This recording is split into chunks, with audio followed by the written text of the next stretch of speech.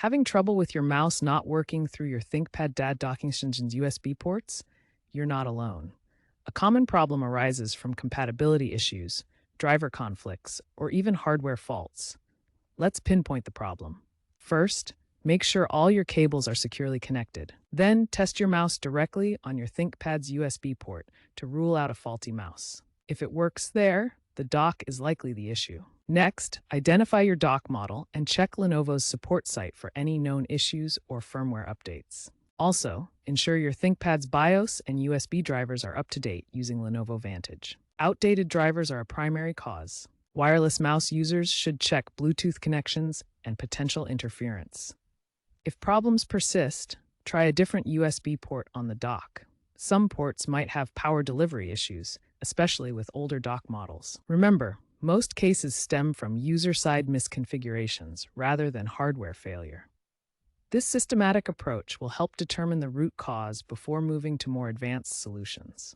Now that you've diagnosed the issue, let's fix it. Start by installing the latest firmware and driver updates for your ThinkPad dock using Lenovo Vantage.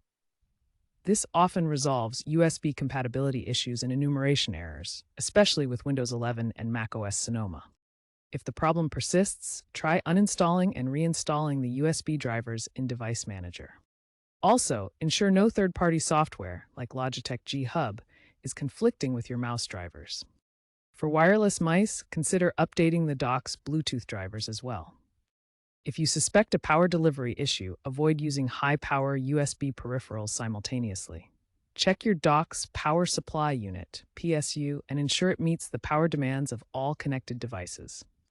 For advanced troubleshooting, boot your ThinkPad in safe mode to isolate software conflicts.